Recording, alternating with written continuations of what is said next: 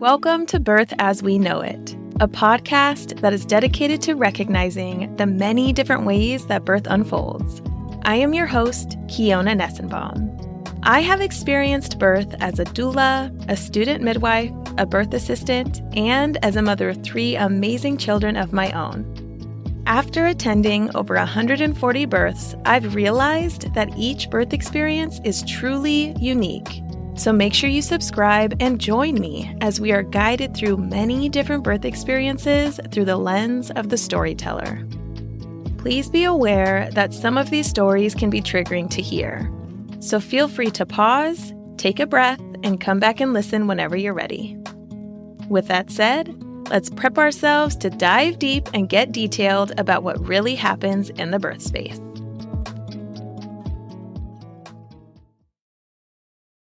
As a reminder, this podcast is intended for educational purposes only and has no intention of giving or replacing any medical advice. All advice that is given on the podcast is from the personal experiences of the storytellers. All medical or health-related questions should be directed to your licensed provider. Before we dive into this episode today, I just wanted to say thank you so much for tuning in to the Birth as We Know It podcast. I really appreciate you tuning in as often as you can to listen to these amazing stories. And if you want to participate even further with the podcast and the community, you can join the Birth as We Know It Facebook group by going to birthasweknowitpodcast.com/community. I would love to be able to connect with you directly and really get to know you as a listener. Now, when it comes to this specific episode today, we're doing something a little bit different. And that is because Lindsay is an adoptive parent, which means she did not have these children biologically, but was birthed into parenthood via adoption. So I'm really excited to share her stories with you today. If you do end up liking this episode, I highly suggest you also listen to one of our more recent episodes, episode 70, with Morgan Harvey. In that episode, Morgan talks about what it's like to be an adoptee and how that impacts her decisions in parenthood. All right, let's dive into this episode for today. Hello, everybody, and welcome back to the Birth as We Know It podcast. Today, I am excited to have on Lindsay Bruggeman, who is an adoptive mom of 2, happily married, and very passionate about adoption. And she also uses social media to talk about how others can use social media to find an adoptive connection. So, Lindsay, thank you so much for coming on today. I am super excited to dive into your story. Yeah, thanks so much for having me. Yes. So let's dive in by talking about who is in your little family right now. So my husband Clayton and I have been married for about 3.5 years. And then our oldest, Jace, is 21 months old. He'll be 2 in November. And our youngest, Jesse, is going to be 1 in October. So he's 10 months old. So that means that I had 2 babies at one time. We were very fortunate to adopt both of our boys locally. And we brought them both home from the hospital, and they have been with us ever since. And it's just been the most amazing journey. It has not been all rainbows and butterflies. Adoption can be super hard, but it's super beautiful, and we just feel so very fortunate.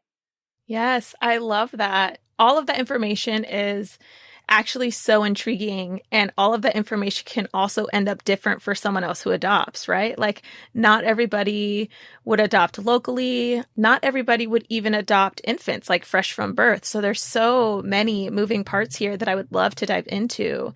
So the first question I have is, what brought you to adoption? Yeah, so this is like my favorite question, because most people just assume that people pursue adoption because of infertility, and so often that is the case, but that's not actually our story. Adoption is just something I have always been super passionate about, and it's been something I've said since I was a kid that I want to adopt someday, and I don't know if biological children will be part of my story or not, but adopted will be. And that was something very kind of interesting to explain in any dating relationship that got serious. Was like, listen, I don't know about biological kids, but I definitely want to adopt. I know that's not traditional, and people probably didn't really expect me to say that, but my husband when we were dating was super supportive of it. And I was kind of like, oh, okay, that's good. I truly think it's just something that God had planned for me and eventually us. And when we had been married not quite a year, my husband's sister had a baby about 6 months after we were married. And that was the first baby we had either one spent a significant amount of time around. And we were like, oh, wow, maybe this wouldn't be so bad. Like, we might be ready to start a family. So we were like, well, we talked about doing adoption, and that's where we're going to start. And we dove right in. We started researching, called attorneys, got connected, asked other people that we knew that had adopted, and started learning about the process. Yeah, I think that is so awesome. First off, that is amazing because you're correct. Many people have the assumption that adoption is because of infertility or struggling to have their own biological children. I was so intrigued to ask that question because I was curious if that was the case, so I know that many of my listeners would be curious if that's the case. And some people will turn to adoption for that. But I love hearing that that wasn't the case for you because it can also just be a choice and not something that feels like it's the only option.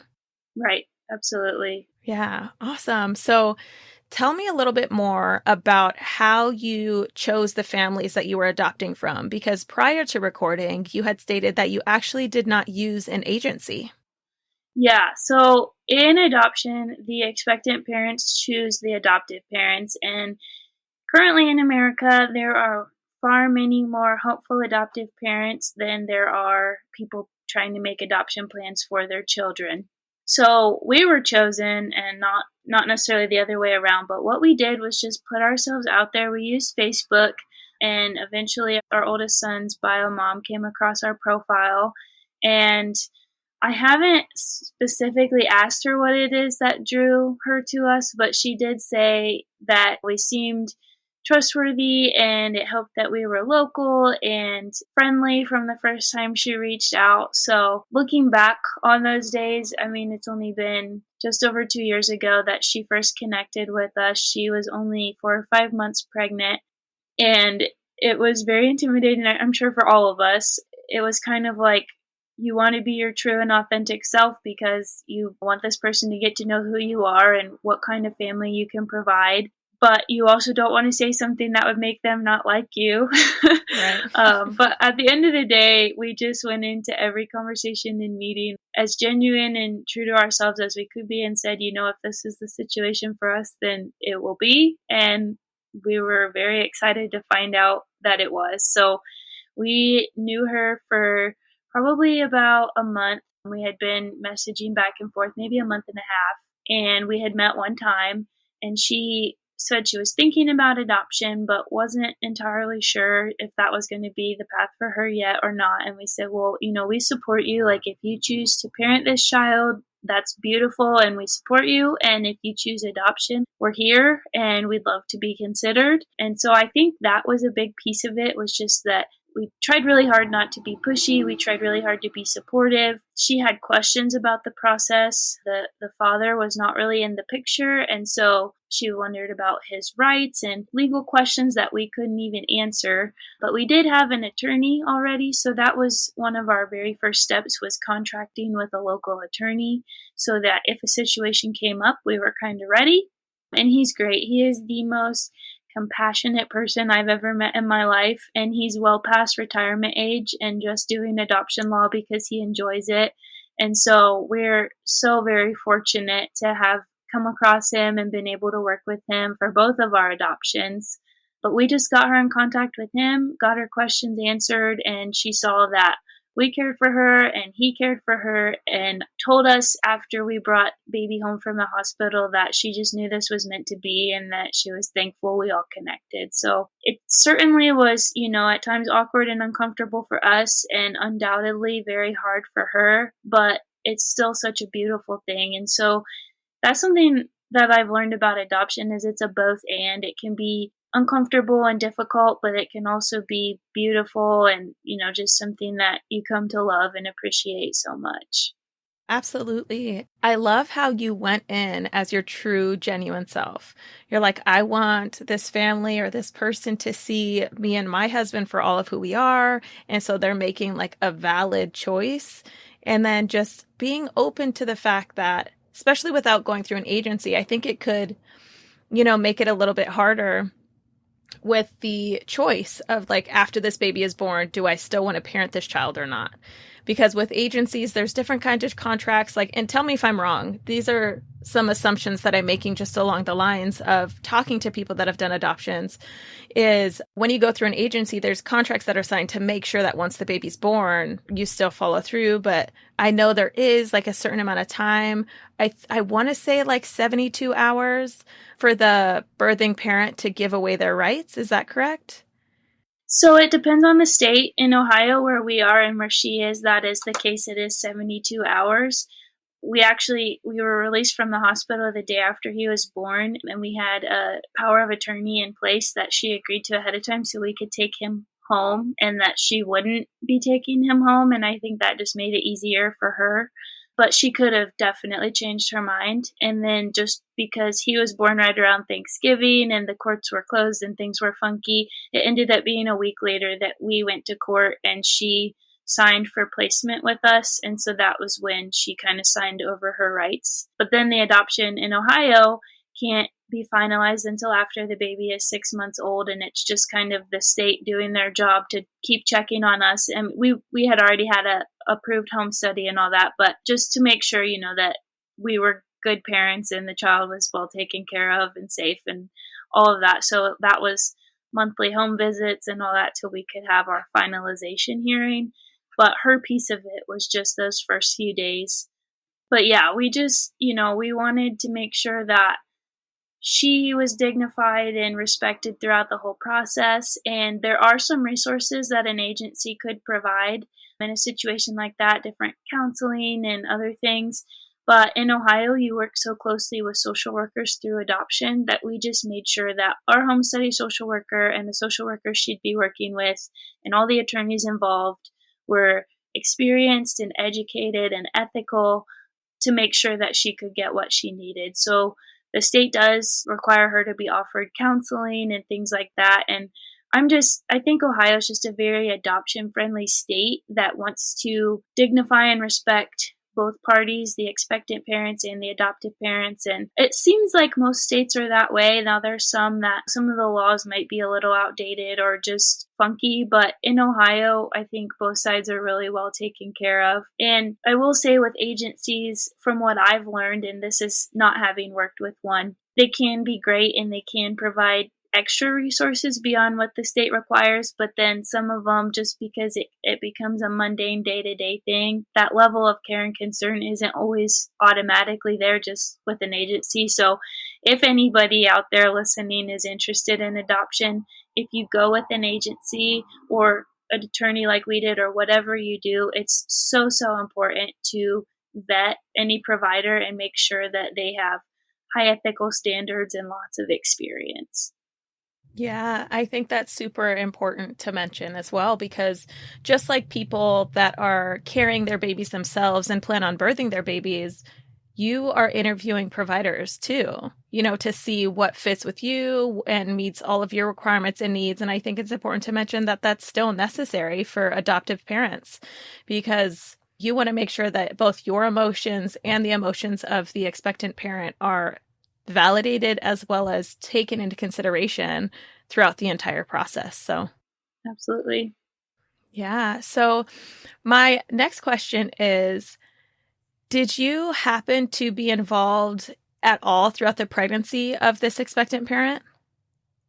Yeah, so she was really great, and this was not her first pregnancy. She is parenting older children, so she had kind of been through it before, and I think that helped because it probably took some of the fear away for her that all first-time moms experience. But she did invite me to an ultrasound, and she updated me after every appointment. So she first reached out in early July, and then we officially matched in the middle of August, and baby wasn't due till December 8th, and he ended up being a couple weeks early. But so there was a good chunk, pretty much the whole fall there, that, she was going through the last trimester of pregnancy and planning on adoption with us. And so she was great about including me, and that was so beautiful and just something I appreciate so much. I don't actually get asked that a lot, and so it's almost like just, it's been a crazy couple of years adding both of our boys to our family, and so I don't even think back on that much, but I'm glad you brought it up because the ultrasound I did go to with her, it's an intimate time, and it made me, want to tear up hearing the baby's heartbeat and seeing him on the screen. But then you're also like, okay, don't cry because like you don't want to make her cry or upset her in any way. But Right. it was super, super sweet of her to include me and helped, I think, a little bit with the bond that we have. I read so much about the benefits of open adoption for the child while we were preparing to adopt. And we're very fortunate that our children's bio parents live close enough that we can visit regularly. So we see them multiple times a year. And I just think that little bit of bonding we had before he was even there is super helpful to our relationship now. It's a relationship that I hope goes well after he's 18.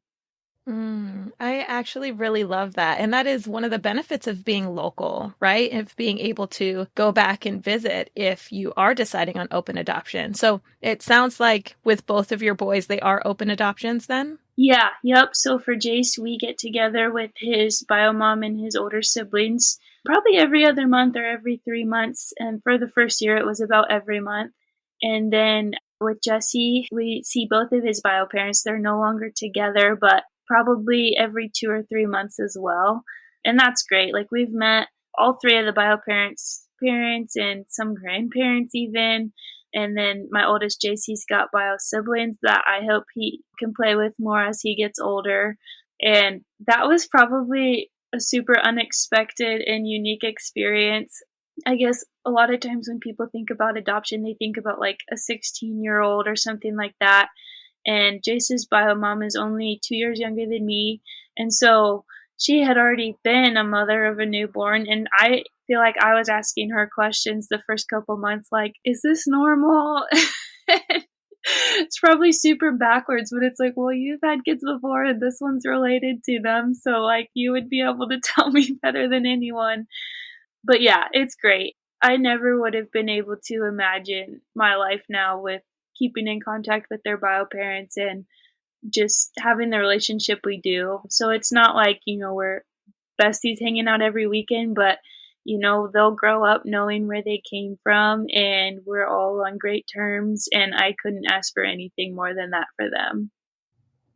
I love all of that so much, Lindsay. I think that is so amazing. And that right there just sounds super beneficial because of the fact that Jace is going to know that he does have older siblings. He's going to know what they look like. He's going to have opportunities to ask them questions. And the fact that you had the full-on opportunity to ask his bio parent the questions of, is this normal? Like, this is my first go round. This would have been your third go round. Like, I need to know the deets so that I could do this without freaking out every second to see whether or not it's like actually okay. So I love that so much. I love it so much. With visiting them, do you also participate in like bigger holidays with the bio parents, or is that more like nuclear family focused? It's more nuclear family focused, and I don't know how that'll change as we go. So with both of them being born in the fall, we've had a newborn for both like Thanksgiving and Christmases the last couple years, and so I don't know how that might change things moving forward. I think my husband and I are very fortunate to come from very tight, extended families. So we love going here, there, and everywhere for the holidays to see everyone, but definitely, love opening our home to their bio parents. And if they ever invite us, we do our best to make it. So right now it hasn't, but we'll see how that changes as the boys get older.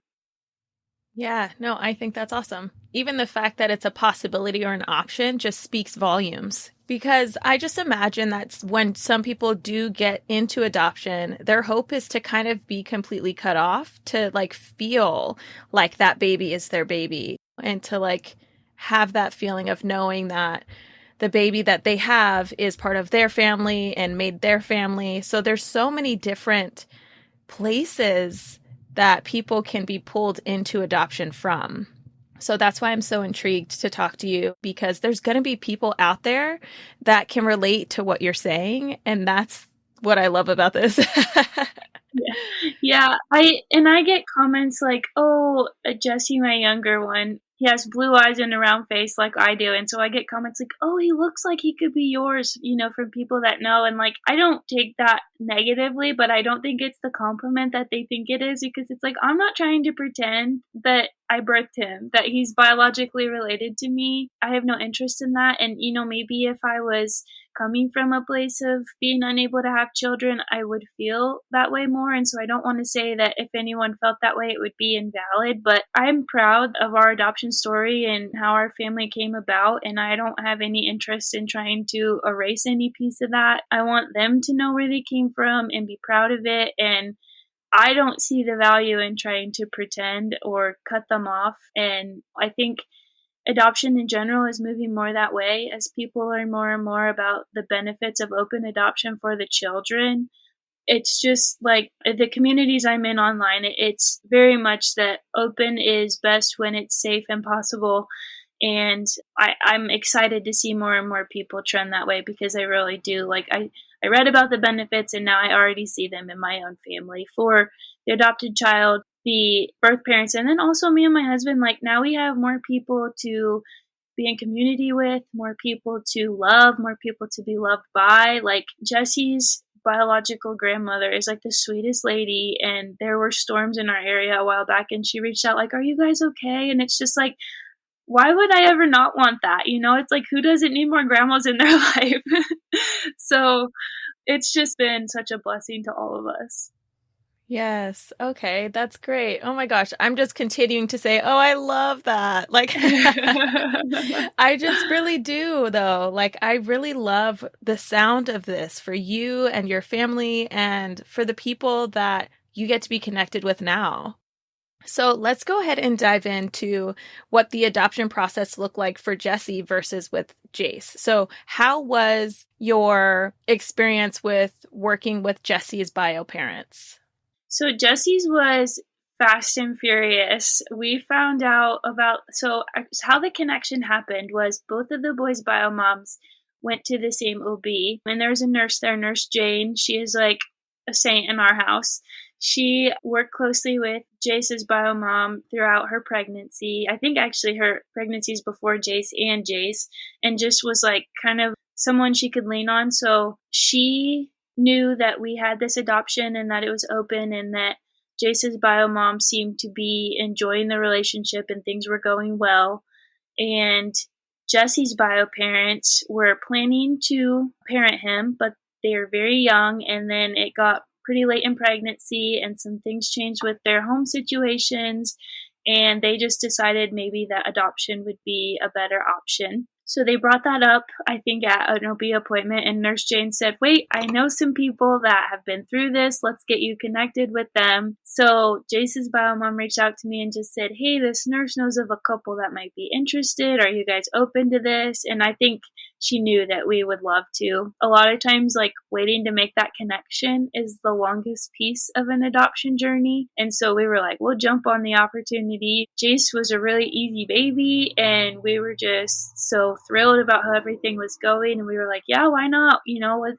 We're definitely open to this. And so Nurse Jane called me at work one day, and I was kind of expecting the call because Jace's bio mom had mentioned that. And so when it came up as a number from their area code, I jumped up and ran outside because I didn't want anybody to hear, and I almost ran someone over in the process. And the service inside my work office is really bad. So I was like, I gotta get outside. And I took the call from Nurse Jane. It was a Thursday in September of last year. And she said, "Hey, I've talked to Jace's bio mom about you. You guys seem great. She said you might be interested in another situation. And I have this couple. Would you call them? They said that you could call them and I could give you their number." And I was like, absolutely, yes, that's great. And so I called my husband right away and told him about it, and we made plans to call him that evening, and it was like the longest couple hours ever waiting to get a hold of them. So we called, and they were super peppy and just energetic, and I think just as excited about the potential as we were. And that was on Thursday. We made plans to meet on Saturday.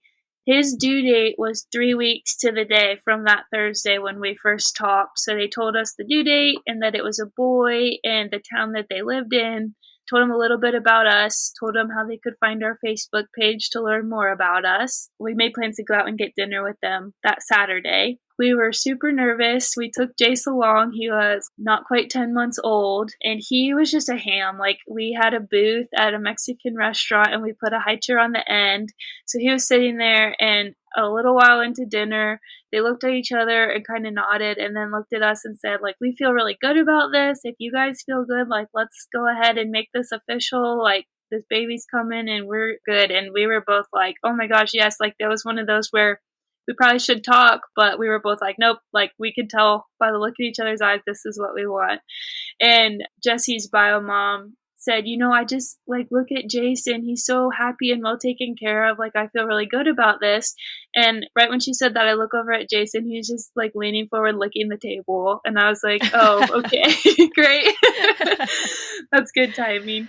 But yeah, it was fun. It was great to meet them and learn more about their lives. And then I think we met again for dinner one more time before Jesse was born. And every time we were with them, they were so just energetic and happy and felt like this is good, like we're all good.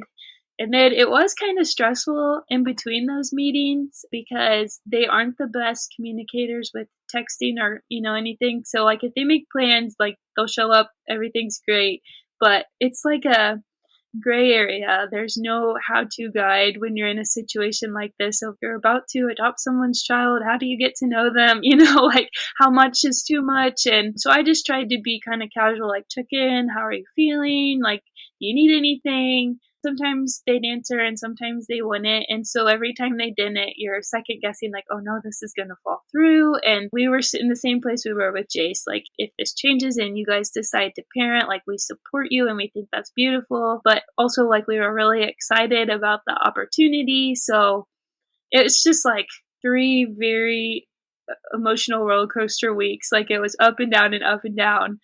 But the day that he was born, right on his due date, she had been there most of the day. And then they invited us that evening. And we sat in the hospital room and talked with her and him. She took it like a champ. Like, you could not tell she was in labor. They had her meds dialed in just right. And she was good. We were just talking. And then the doctor came in and said it was time to push. So we got out, and a few hours later, we got to meet our baby boy. So it was very different experiences, like everything from the length of time and how the communication was, and the dad being involved with Jesse and not so much with Jace. It was just like 2 ends of the spectrum in a lot of ways. So we kind of have a lot of experience with just the adoption process as a whole. Like, the legal process was the same, but all the emotional and relational parts were very, very different. Yeah, that sounds like a complete roller coaster, to be honest. Yeah. Sounds like a lot of ups and downs, a lot of side to sides, But I think that it's great the follow through still ended up following through, because I do understand that concern of the gray area of like how much communication is too much communication. And since you met them so close to their due date, it sounds like you didn't have as much of an opportunity to like participate in the pregnancy itself, like going to ultrasounds or things like that, because things were already on their way. You had mentioned that with Jace's bio parent, you had the power of attorney to take him home the day after, even though there was a longer legal process before he was officially yours. Did you do that same thing with Jesse's bio parents? We did. So that's something that our attorney just like kind of plans on. I mean, he obviously like works with bio mom's attorney to make that all happen, but he's just done this for so long, and that's what he's seen has worked well. And so if either one of them had wanted to bring him home and take care of him until the court hearing, that would have been absolutely fine. She has every right to do that. But he's found that most often they'd rather not. Just kind of getting that separation is good.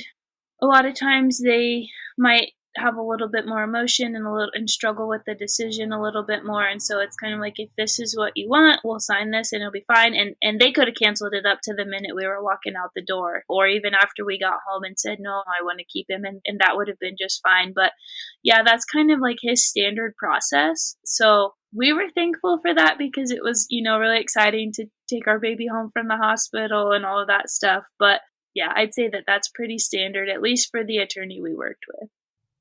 Yeah, I think that's awesome. So tell me about your feeding choices, because there are some adoptive parents out there that actually decide to induce lactation within themselves. Is that a choice that you made, or did you choose otherwise? I did not. We were very fortunate to get donor breast milk for Jace. We had him on that until we were going for a year. But once we found out about Jesse, we were like, wait, hold the phone. Let's save some of this precious milk for the next one. So he made it to almost 10 months. And then there was a time in there, I want to say it was May, so Jace was about 6 months old, where I read a lot about it, and I actually got a pump and thought about inducing lactation. But the more I read and the longer I researched it, I realized that there was quite a medical protocol for it, and it just wasn't something that I had the bandwidth for at the time. So that didn't go anywhere.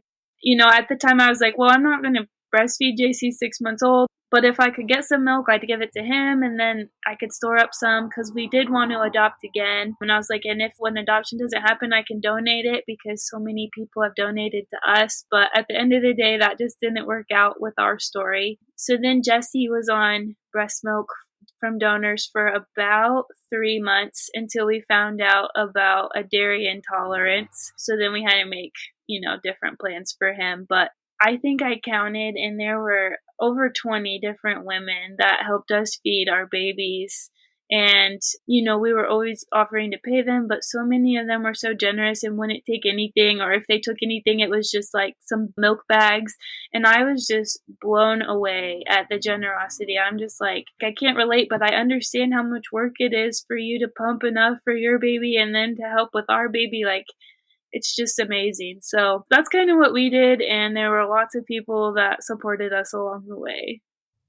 I love that. I do. And I feel like I'm just going to continue saying that throughout this entire interview, because that is the perfect example of a village and community. Yes. Because it absolutely takes a village to raise children, and that goes anywhere that babies are, whether that's adoption, whether that's foster care, whether that's biological children, all of the babies need support, and all of the parents with those babies need even more. So the fact that you had the ability to get donor milk from, you said around 20 women. Yeah. Just, providing that for you, that's so amazing. This actually reminds me of an app. I am not associated with this app at all. I'm not affiliated with them. I actually just learned about it recently, and it's called Share the Drop. And this is an app that was created by someone who had breast cancer and struggled to have breast milk production for her children. And it's basically like Bumble for breastfeeding. So anybody in your area can create a profile, and you say what you need, and someone's like, I got you. And you can either pick it up or ship it or whatever, but it's usually within close proximity. You can base your search off zip code. It's crazy. That's amazing. I wish I had known about that. Yeah, it's called Share the Drop. So I'll share the information in the show notes as well as on the webpage for your episode. But yeah, I think that's really cool and could be really beneficial in adoptive parent communities as well. Yeah. And I found most of people on Facebook are that would be someone that my husband went to high school with or something. And so I would, make posts and tag him, or his mom would share it and, they'd see it. So we matched with Jace's bio mom on Facebook. I found a lot of his milk on Facebook. Jesse's bio parents could kind of use Facebook to stalk us and get to know us in such a short amount of time. So I just, for a while, I was like, what would our family be without Facebook? We wouldn't have our babies. We wouldn't be able to feed babies. This is just crazy. And there's so much out there about the negativity of social media. And I definitely could see that play out in certain situations too. But I'm like, man, this is a powerful tool for just community building. Yeah, absolutely. And that's why Facebook was created, right? It's like social media was created to be able to reach people across the world, but it's also so beneficial for your local area to Hmm. be able to connect with people in your local area. You are like a golden proof of that, Yeah, like a golden right. profile of proof that you can actually make some really strong local connections. Absolutely. So, what has been the most challenging part of adoption for you? There are a couple, but I just think sometimes it's guilt. It's like whether that's like guilt toward the biological mothers of my children, like I just never understood how hard it would be to place a child for adoption until I became a mom. And like obviously I haven't been through pregnancy and birth and to have those connections, but I'm absolutely bonded to my children like a mom of babies and toddlers, and I cannot imagine saying, I love you so much that I'm going to give you the best life I can in this moment. And unfortunately, that's not with me right now. And that's 100% what they both did. They loved them so much that they wanted the best for them. And it makes me feel guilty. Like, who am I to be given the gift of being your mom? Like, my kids, I just adore them so much, and they're just so fun and cute. And sometimes I just like I want to pinch myself because it doesn't feel real and it brings on some guilt. But then there's also the guilt of there are so many people hoping to adopt, and here I am having adopted two babies so close together. And there's so many details about how both of their situations worked out where it's like this was just meant to be, whether you believe that God orchestrates all things or the stars align just right or, whatever anyone believes, like it's just so obvious to me that this was meant to be. And that is just crazy. I think that's been the hardest in working through that. And once again, back to Facebook, like I found community there of other adoptive moms that feel the same way. And you just kind of keep doing every day, being the best mom you can be and reminding yourself that they sought out adoption and they had the support in place to determine if that was the right decision. And I can go to bed every night knowing that we never pushed or coerced them into anything they didn't think was best. So that's definitely been the biggest challenge. I'm sure as my boys get older, there'll be other challenges. Whether or not they'll be harder than that, I don't know. But that right now where I sit is definitely the most difficult. Yeah, I can absolutely see how all of that is difficult from both sides, having guilt for being able to be the one that loves on the baby and guilty that the biological parent doesn't get that. But at the same time, you are doing such an amazing job in creating that space to where the door is open. And you get to communicate with them. They still get to see their babies and knowing that they're well cared for. I think that that's amazing. And I also want to validate the fact that it is okay to feel guilty about these things. It's okay to have these emotions because there's so many moving parts in life. And this is just one of the parts. Just like you said, this is your biggest challenge right now. And you have no idea what these boys are going to throw at you as they get older. But I feel like you'll be ready for it. And you also have a community to lean on that includes their bio parents, at least right now. Who knows what it's going to look like down the road, but the fact that they're involved now makes me think that they'll likely be able to be turned to later on as well. If you're like, hey, especially for like Jace's mom, like, hey, you have a couple older kids. Like, are they this crazy? Yeah. So I really love the fact that this is how you became a parent and this is how you became a mom because it was an intentional choice for you. And I am a strong believer in the fact that this all happened because you made it happen. You and your husband made it happen. You and your husband worked so hard to put yourself out there so you could be found by families. You also made it happen by being genuine when you did meet these families. Like you didn't put on an act. You didn't say, oh, I'm perfect. You're like, here's everything. And then you kind of just leave it up to them. And because of knowing that you presented yourself in the way that you did makes me think that it happened this way because you're awesome. And you made it happen, Because if you didn't have such a positive relationship with Jace's bio mom, she would not have referred you to Jesse's bio mom, Mm-hmm. which means you could have been waiting so much longer to have an additional child, but you were just awesome enough to be loved and she wanted to share you. So I think that's great. Oh, well, thank you. That's such a compliment. I appreciate it. Yeah, absolutely. So tell me what it was like on your end with your family while you were going through the adoption process. Like, was there support from your parents, your friends? Do you have any siblings that supported you? What was that like for you? Yeah, so I have an older sister and a younger brother, and my husband has two younger sisters. And all four of our parents and all four of our siblings were supportive through the process, some more than others. Like our moms were like the biggest fans of our Facebook page, where like everything we post, they would share. And so when I'm helping other hopeful adoptive parents like navigate using social media, I'm like, you don't want every post to be like, hi, we're hoping to adopt. Like you want to kind of build a community and like educate about adoption and about yourselves and all the things. But I could literally be like, here's a picture of my dog today. And my mom would be like, share. And so it is, Mom. It's like, I don't even know. Like, they probably don't know how to turn on notifications for a page, but it felt like they had them on. Like, everything we posted, they were sharing right away.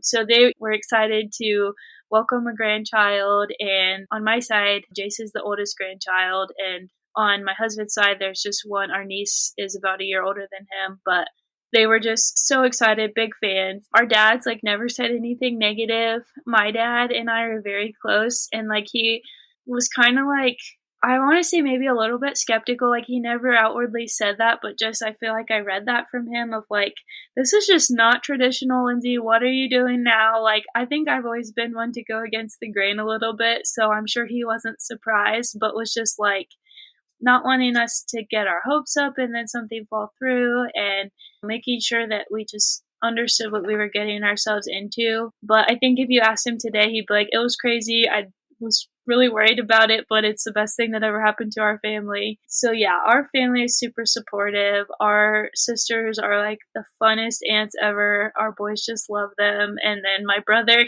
he's quite a bit younger than me. So he is 20 and he is a fun uncle, but also like still out with his friends all the time. But I'm sure in like 5 years, my boys will just think he's the coolest. So that's good and scary at the same time. But they were great. All of them probably kind of had the same thoughts that my dad had of like, this is a little weird. Like, I don't think that they, I don't know that we said like, oh, we're not trying for kids, or like, we never said we're unable to have kids. And so they were probably like, well, they haven't even been married a year when we first started the process, and we're like, what? Like, this is kind of strange, but whatever. So yeah, I'm sure they all thought it was different, but came around to the idea quickly. And they've all learned a lot through the process. Like we've learned a lot, and that's helped our circles learn a lot, like all the way out to our aunts and uncles and cousins. And that's something I'm really grateful for too. It's just like being in this world now, like so many people don't know as much about adoption as there is to know. Like it feels maybe a little more black and white than it actually is, especially open adoption and all that there is to that. So that's been really cool to like learn about, but also share about and just help more people be educated on.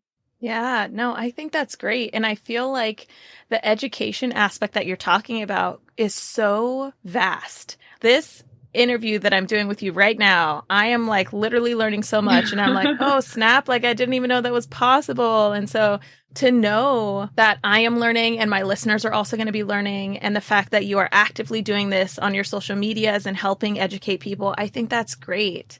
One question I do have is, do you also support people that are planning on adopting older children? Like maybe someone wants to come and adopt a teenager, or, someone that they just want to love on, but they don't necessarily want an infant. Do you help people through that process as well? So not so much, and not because I'm against it, because I think it's great and beautiful and maybe something that we will pursue someday. What I've learned is that typically that's going to be through foster care that you would adopt an older child.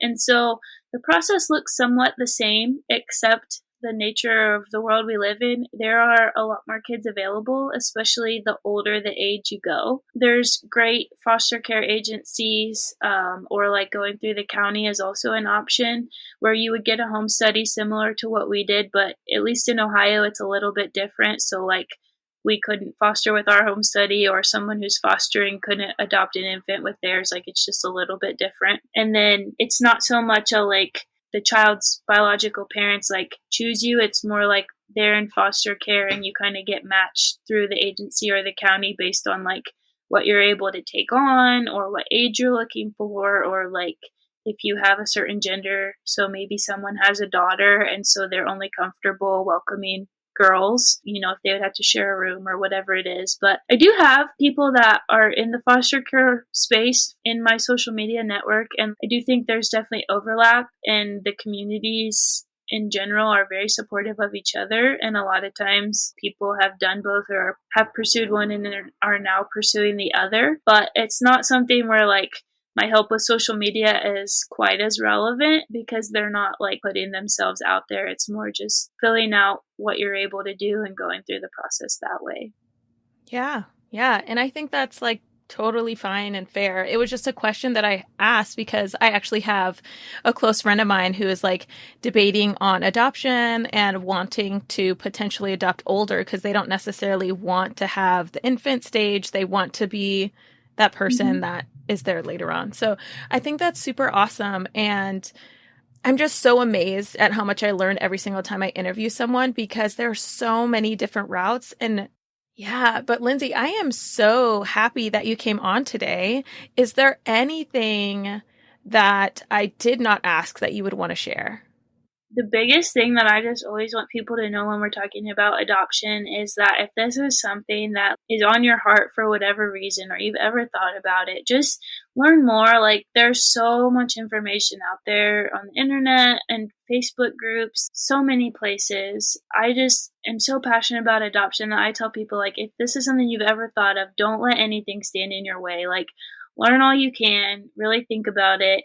And if it's still something that's tugging on your heart, then pick up the phone and call an attorney or an agency or a foster agency and get your questions answered, because it is the most beautiful thing. Even though I feel guilt, like you said, I just think that we were meant to be the parents of our boys, and it all came together the way it was supposed to. And like, what would have happened if we never pursued adoption, or if we felt like, well, we don't struggle with infertility, so like we're not cut out for this, or we don't deserve this. I just think, it can happen to anybody at any time if they're open to it. And it's such a blessing that I would want anybody to be open to it if it's tugging on their heart. So that's kind of my last thought, I guess. Yeah, no, that's great. I love it. I have 3 final closing questions for you, and that one kind of answers it, but you might even be able to come up with something else. What is one piece of advice that you would give to families that are thinking about adoption? The place to start is just education. There's so many types of adoption. Ours were domestic infant adoption, and we went the private route, which was without an agency. So private or independent is sometimes what that's called. But you can go through an agency, you can adopt internationally, you can adopt older children through foster care. Like, there's so many different options. So the best place to start is to just learn as much as you can and really think about what the right path for your family is, and then find the most ethical and experienced providers you can in that space. Yes.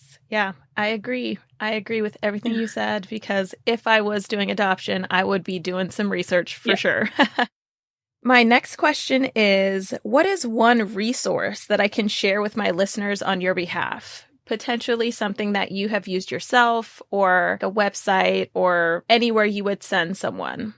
There's so many Facebook groups about adoption, so someone wanting to learn more, just go to Facebook and search adoption and, click on the group filter and it'll show you so many. I actually have a group that's for hopeful adoptive parents that want to use social media to match, but there's tons of other groups out there, whether it's just community for people in the adoption space. There's groups that try to match people. A lot of times there's way more hopeful adoptive parents than expectant parents in there, but it's still great because people will post about themselves in the hopes that an expectant parent sees it, but they'll also just ask their questions. And that's honestly how I learned as much as I did in the beginning, was just seeing what questions people were asking and then reading the answers that they got from other people. It's just, I mean, we're in the information age, and it's just incredible to me how much you can learn from a computer that you carry around in your pocket all day. So that would be the number one place I would just look. And also, like, things have changed just in the last, 10, 15, 20 years about adoption. So that's kind of like the real time, and people all over the country where the laws are a little bit different, and you can just go in there and search for your state or the type of adoption you want and learn so many things. Yeah, absolutely. I love that you also have your own Facebook group. What is your Facebook group called so that I can link it in the show notes below? So my group is called Adoption: Tips for Matching on Social Media. And then my Instagram handle, which is where I'm the most active, is at the Helpful HAP, HAP. So that stands for Hopeful Adoptive Parent. Awesome. Okay. That is amazing. So my next question to ask is, if you could describe the adoption experience with one word for each of your boys, what would it be? Honestly, both of them would be the same word, and that is roller coaster. Like, I think no matter how bumpy or smooth or predictable a journey is, like, it's still a roller coaster. There are so many emotions, and yeah, it just, the way that our lives have changed so much in the last 2 years is crazy, and I never, ever could have predicted it. Yeah, I think a roller coaster is an amazing word. Just hearing your stories, I can hear the roller coaster of all of the levels, honestly, like physically, mentally, and emotionally, like everything that has to go into place and line up in order to make this happen. So I guess the next thing that I have to say is not really a question. It might be. I don't know. I'm just going to kind of talk out loud and see what happens. My podcast is called Birth as We Know It, and I have been so focused on sharing birth stories and experiences. And I just want to say thank you so much for sharing your story of how you were birthed into a mother, because it's not necessarily the same as people that give biological birth to their children, but you are still a mother, and I want to validate that. And I also want the listeners to know that you don't have to birth a baby on your own to be a mother if that's not what you want to do.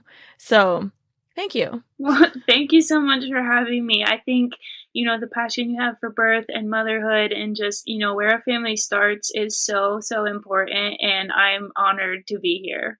Yes, absolutely.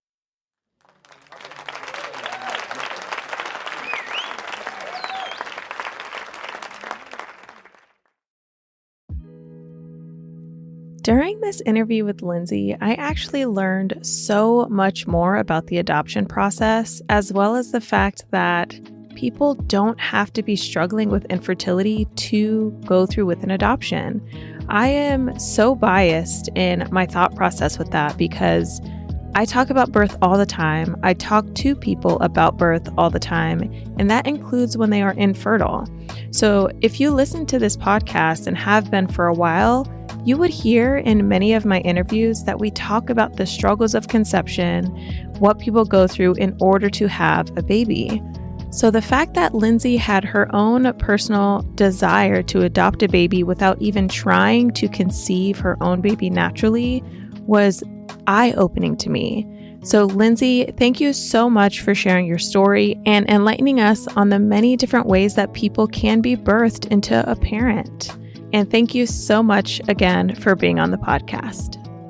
Now, if you haven't already, I would highly suggest that you join the Birth as We Know It podcast community on Facebook, because in that group, they let me know that they wanted to hear more from adoptive parents as well as adoptees.